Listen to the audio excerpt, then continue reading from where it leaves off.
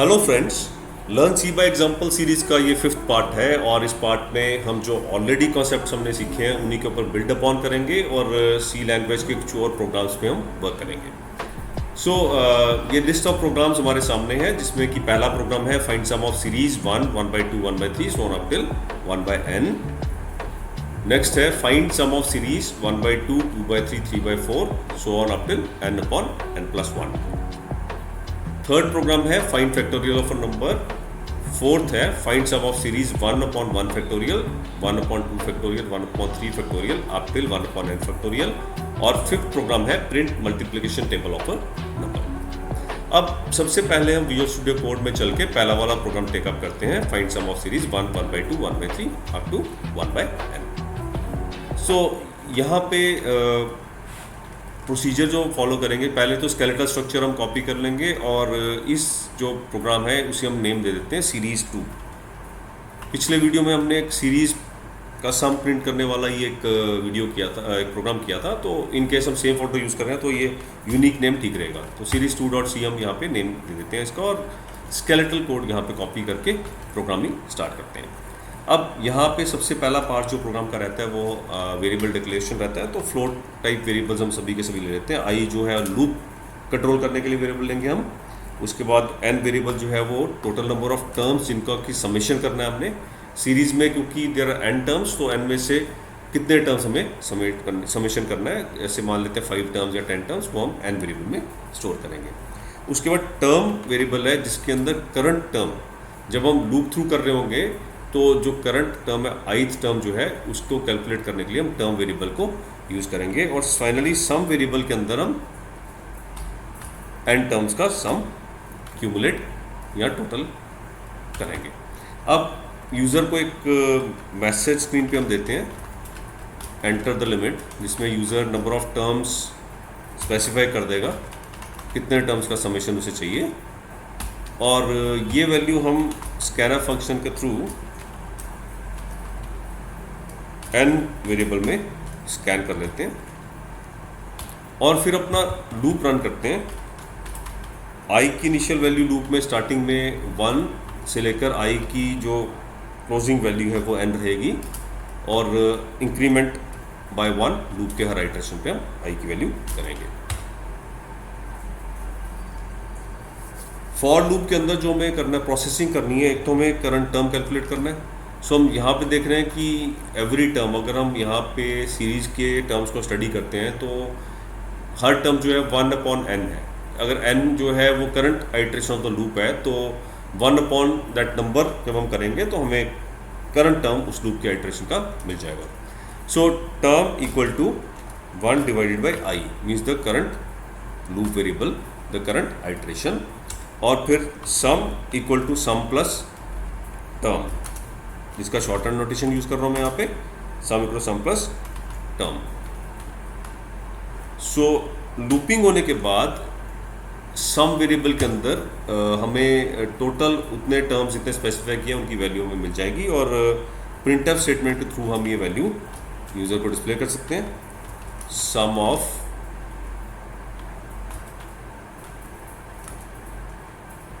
the series equal to %f या सम कर देते हैं, सम इक्वल टू %f और यहाँ पे सम वेरिएबल की वैल्यू पास कर देते हैं।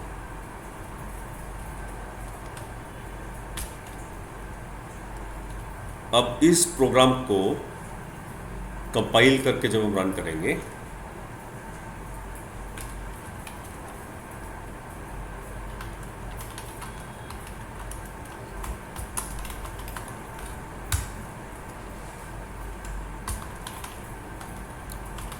तो हमारे से ये नंबर ऑफ टर्म्स का इनपुट एक्सेप्ट करेगा, enter the limit. For example मैं कहता हूँ मुझे 10 टर्म्स का समेशन चाहिए सीरीज का, तो मैं 10 यहाँ पे एंटर कर देता हूँ और एंटर प्रेस करने के बाद मुझे ये 10 टर्म्स का समेशन करके वैल्यू स्क्रीन पे डिस्प्ले कर देगा।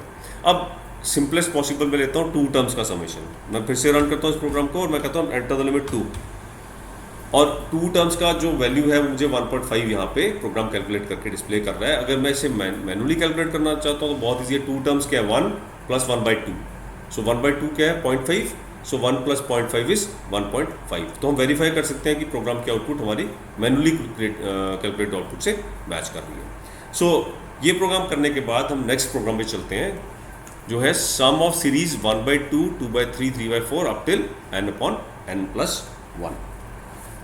सो इस प्रोग्राम को कोड करने के लिए हम वही टेक्निक अप्लाई करते हैं। पहले हम एक स्केलेटल स्ट्रक्चर कॉपी करेंगे और फिर उस स्केलेटल स्ट्रक्चर से हम अपने प्रोग्राम को कोड करेंगे उसके आगे। सो स्केलेटल स्ट्रक्चर के लिए मैं template.c का सपोर्ट लेता हूँ, वहाँ से उठाता हूँ और इस प्रोग्राम को मैं series 3.c नेम कर देता हूँ और कोडिंग स्टार्ट करते हैं। सो यहाँ पे फिर से हम नंबर्स डिफाइन करते हैं। तो हमें कितने वेरिएबल्स चाहिए, एक तो लूप वेरिएबल चाहिए, एक नंबर्स ऑफ टर्म स्पेसिफाई करने के लिए वेरिएबल चाहिए, एक टर्म कैलकुलेट करने के लिए और एक समेशन करने के लिए। तो 4 वेरिएबल्स के साथ हम स्टार्ट करेंगे और सीरीज 2 की तरह ही कोड हमारा है, तो हम सीरीज 2 का कंटेंट ही कॉपी कर लेते हैं, राइट। सो और भी टाइपिंग एफर्ट रिड्यूस करते हैं। स्केलेटल कोड के बाद हम सीरीज 2 का कोड कॉपी कर लेते हैं, एंटर द लिमिट, स्कैन कर लेते हैं यूज़र से, लूप को रन करते हैं। अब टर्म की जो वैल्यू है वो हमारी इस टर्म की क्या है, n/n+1। सो n क्या है, आइट्रेशन ऑफ द लूप। सो जो i वेरिएबल से मिलेगी हमें, तो हमारा जो टर्म है that will be i/i+1,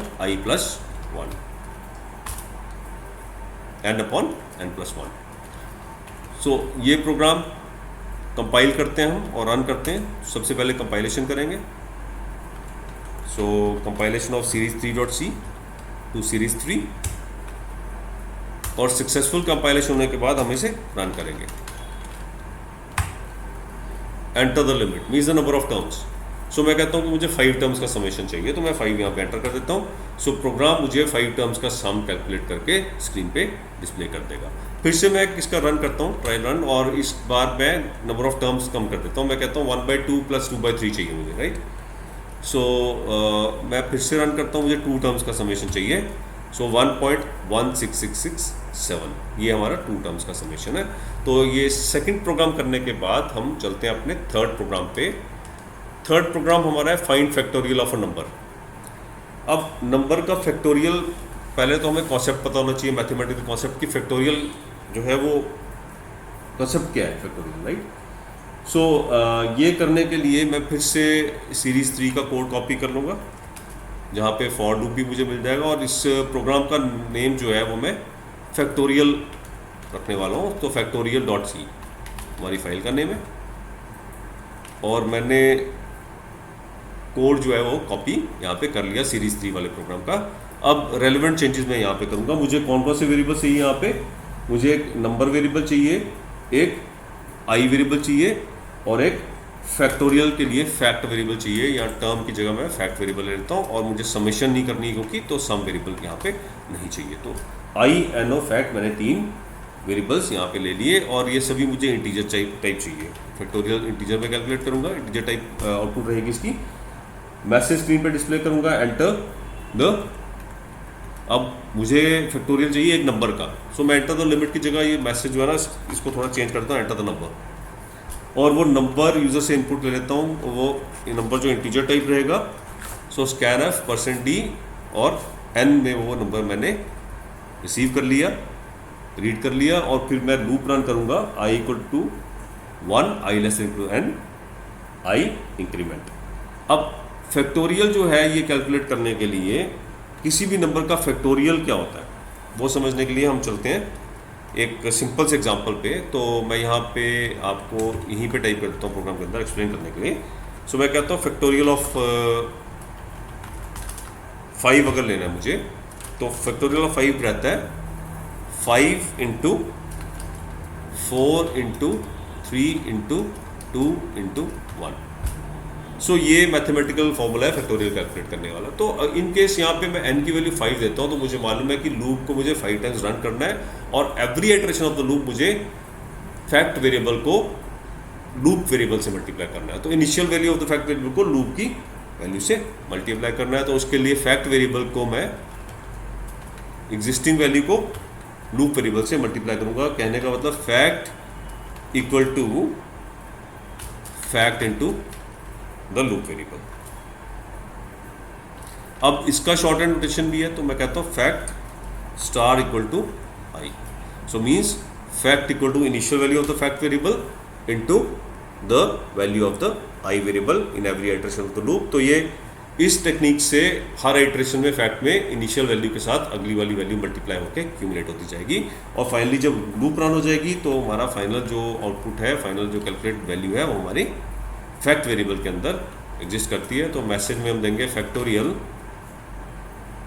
of %d is %d। So factorial of number, so n is factorial FACT। सो इस तरीके से हम किसी भी नंबर का फैक्टोरियल इस प्रोग्राम को रन करके कैलकुलेट कर सकते हैं। तो अब इस प्रोग्राम को हम सबसे पहले कंपाइल करते हैं। सो GCC factorial.c फैक्टोरियल और इसे रन करते हैं।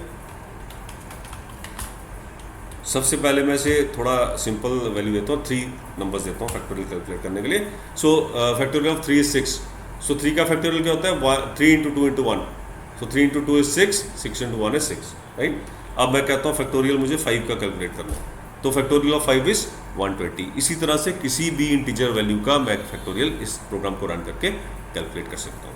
अब इस प्रोग्राम को करने के बाद हम नेक्स्ट जो सीरीज़ है उसको कैलकुलेट करने के लिए हमें कन्वीनियंस हो जाएगा, क्योंकि फैक्टोरियल का कंसेप्ट अब हम समझ चुके हैं। सो नेक्स्ट प्रोग्राम हमारा इन द क्यू है find sum of series 1/1 factorial, 1/2 factorial, so on up till 1/n factorial. Program का नेम हम सीरीज 4.c रख देते हैं और स्केलेटल स्ट्रक्चर हमेशा की तरह template.c से कॉपी करके इसमें पेस्ट कर देते हैं। अब इस सम ऑफ सीरीज को कैलकुलेट करने के लिए और डिस्प्ले करने के लिए हमें जो वेरिएबल चाहिए हम वो डिक्लेयर कर देते हैं स्टार्टिंग में ही। i, j और n करके ये 3 वेरिएबल्स मैंने डिक्लेयर किए। i जो है ये आउटर लूप के लिए है, j हर टर्म को इंटरनली फैक्टोरियल कैलकुलेट करने के लिए जो इनर लूप चाहिए वो रन करने के लिए, और n जो है वो नंबर ऑफ टर्म्स जिनका सम करना है वो स्टोर करने के लिए। उसके बाद फ्लोट टाइप वेरिएबल्स मीन्स की जिनमें डेसिमल अलाउड है वो वेरिएबल्स हमारे फैक्ट करके रहेंगे, फैक्टोरियल, और सम जिसे हम 0 से इनिशियलाइज भी यहाँ पे कर देंगे। यूज़र को मैसेज डिस्प्ले करेंगे एंटर अ नंबर, तो जिस भी नंबर का फैक्टोरियल कैलकुलेट करना है वो नंबर यूज़र इनपुट दे देगा और हम उसे प्रोसेस करके फैक्टोरियल सीरीज़ का सम कैलकुलेट करके आउटपुट डिस्प्ले कर देंगे। सो एंटर नंबर हम स्कैन करेंगे n वेरिएबल के अंदर,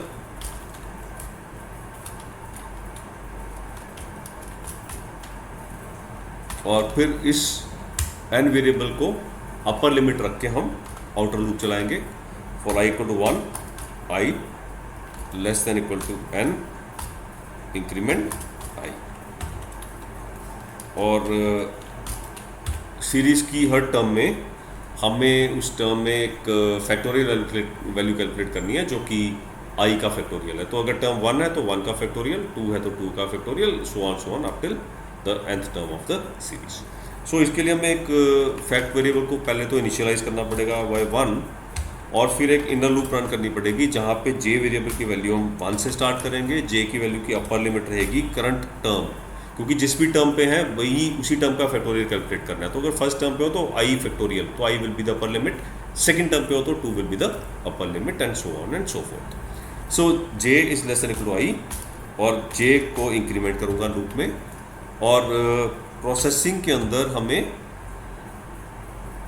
फैक्टोरियल कैलकुलेट करना है और उस फैक्टोरियल के बेस पे हमें टर्म का समेशन करना है। तो फैक्टोरियल क्या रहेगा हमारा यहाँ पे, factorial equal two factorial initial value into the current J term. तो फैक्टोरियल इक्वल फैक्टोरियल इंटू जे। उसके बाद हमें फैक्टोरियल के ऊपर बेस्ड टर्म का समेशन करना है। तो फैक्टोरियल वाली इनर लूप से बाहर हम समेशन का यहाँ पे फॉर्मूला दे देंगे, sum equal to sum plus 1 upon factorial, क्योंकि जो टर्म है वो 1 अपॉन फैक्टोरियल है। तो sum, short hand notation use करेंगे, sum equal to sum plus 1 upon factorial. So जब इनर फॉर लूप चलेगी तो हमारा जो करंट टर्म है उसका फैक्टोरियल कैलकुलेट हो जाएगा, और जब समेशन वाला ये प्रोसेसिंग स्टेटमेंट चलेगा तो उस फैक्टोरियल के ऊपर बेस्ड जो टर्म है दैट इज 1 अपॉन फैक्टोरियल, उसका समेशन में सम क्यूमुलेट हो जाएगा। तो अब इस प्रोग्राम को कंपाइल करके हम रन करते हैं और इसकी आउटपुट देखते हैं। कंपाइलेशन के बाद रन करेंगे।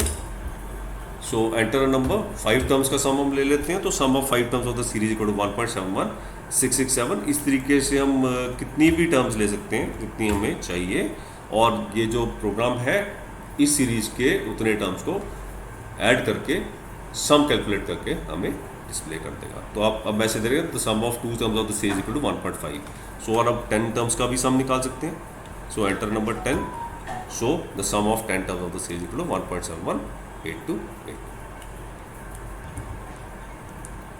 तो ये प्रोग्राम हमारा रन कर गया। अब हम नेक्स्ट प्रोग्राम पे चलते हैं जो print multiplication table of a number है। सो मल्टीप्लिकेशन टेबल्स जो है ये हमारा मैथमेटिक्स में स्टार्टिंग के इनिशियल क्लासेस में बड़ा ही एक रूटीन प्रोसेस रहता है कि हम किसी भी नंबर का 10 तक जो टेबल है वो हम मेमोराइज करते हैं और उसको अपनी कैलकुलेशंस में यूज़ करते हैं। तो अब हम ये एक वर्सेटाइल प्रोग्राम बनाने लगे हैं जो किसी नंबर का हमें टेबल कैलकुलेट करके स्क्रीन पे डिस्प्ले करेगा। तो स्टार्ट करते हैं।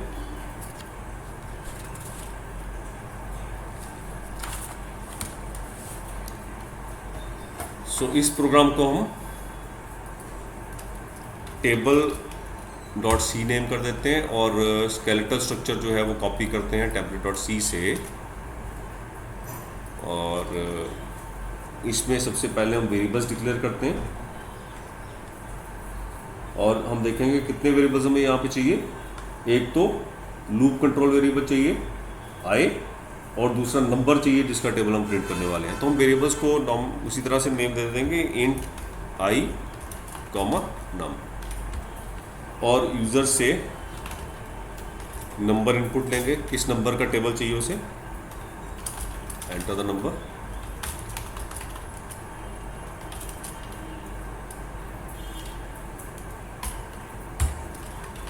स्कैन करेंगे नम वेरिएबल के अंदर,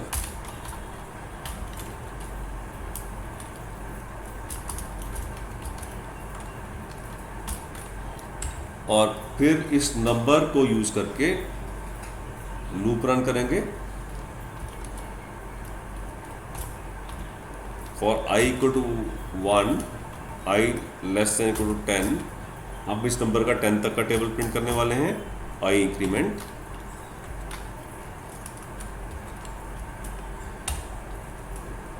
और इस पर्टिकुलर लूप के अंदर हम प्रिंटफ स्टेटमेंट देंगे जिसके अंदर हम इस फॉर्मेट में टेबल प्रिंट करेंगे। फॉर एग्जांपल यूजर ने नंबर दिया 7, सो मैं कहूँगा 7 into 1 equal to 7, 7 into 2 equal to 14, 7 into 3 equal to 21। तो इस फॉर्मेट में प्रिंट करने के लिए हमें वैसे ही फॉर्मेट स्पेसिफाई करने पड़ेंगे, क्योंकि ये इंटीजर टाइप वेरिएबल है। तो d into %d equal to %d, और प्रिंटफ के अंदर जो वेरिएबल्स हम पास करेंगे, पहला %d क्या है, जिस नंबर का हम टेबल यहाँ पे प्रिंट करने वाले हैं तो वो नम वेरिएबल स्पेसिफाई करता है। दूसरा %d क्या है, इस लूप का variable, so loop variable means I, और तीसरा %d क्या है, नम वेरिएबल का आई के साथ मल्टीप्लाइड वैल्यू, सो रहेगा नम इंटू कैलकुलेटेड वैल्यू रहेगी नम इंटू आई। सो इस तरीके से लूप के हर इटरेशन में हमारा नंबर का कैलकुलेटेड वैल्यू प्रिंट हो जाएगा, करंट टेबल का जो करंट वैल्यू प्रिंट हो जाएगा। और उसके बाद मुझे एक न्यू लाइन भी चाहिए, क्योंकि मैं नई लाइन पे जाऊंगा नहीं तो वो सारा का सारा कोड जो है एक ही लाइन पे प्रिंट हो जाएगा। तो हम करके देखते हैं, मैं आपको बताता हूँ इसका क्या कॉन्सेप्ट है, क्यों यूज़ करेंगे हम न्यू लाइन अभी। सो ये प्रिंटफ स्टेटमेंट देने के बाद मैं इस प्रोग्राम को कंपाइल कर देता हूँ और रन करके इसका आउटपुट देखता हूँ।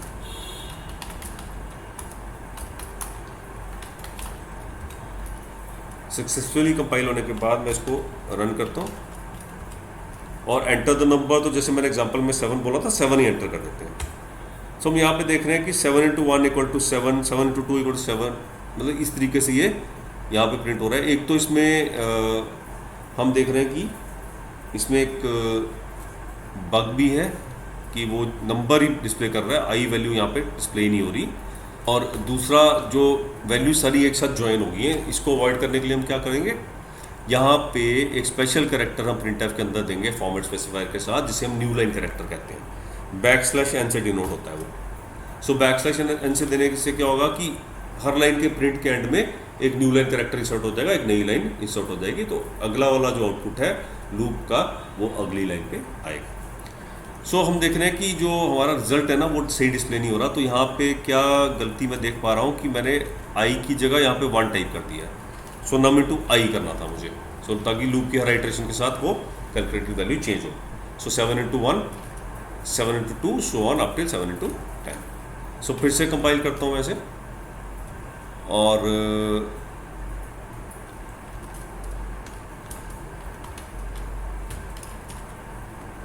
कंपाइल करने के बाद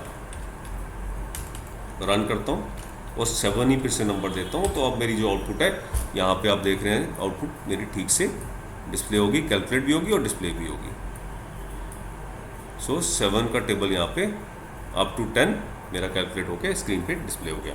तो इन केस मुझे ये 10 नहीं चाहिए, मुझे 15 तक चाहिए, तो मैं यहाँ पे जो लूप वेरिएबल है उसकी लिमिट को एनहांस कर सकता हूँ। तो उतने ही टर्म्स का मुझे आउटपुट टेबल क्रिएट होके मिल जाएगा। फिर से कंपाइल करते हैं इस प्रोग्राम को और रन करते हैं। अब ये 15 तक का टेबल मुझे 7 का देगा। तो यहाँ पे 7 का अप टिल 15 कैलकुलेटेड टेबल मुझे यहाँ पे डिस्प्ले हमने कर दिया। और इस प्रोग्राम को रन करके मैं किसी भी नंबर का टेबल डिस्प्ले कर सकता हूँ। मैंने 15 का ही टेबल डिस्प्ले कर दिया। तो 15 का टेबल आप देख रहे हैं स्क्रीन पे, यहाँ पे कैलकुलेट होके मुझे डिस्प्ले हो गया। सो होप कि आपको ये प्रोग्राम्स एक्साइटिंग लगे होंगे। अब आगे हम और भी प्रोग्राम्स टेकअप करेंगे। अगर आपको ये वीडियो अच्छा लगा तो लाइक बटन हिट ज़रूर करें और चैनल को सब्सक्राइब करके बेल आइकॉन पर क्लिक करें ताकि फ्यूचर वीडियो अपडेट्स आपको मिलते रहें। Happy coding friends.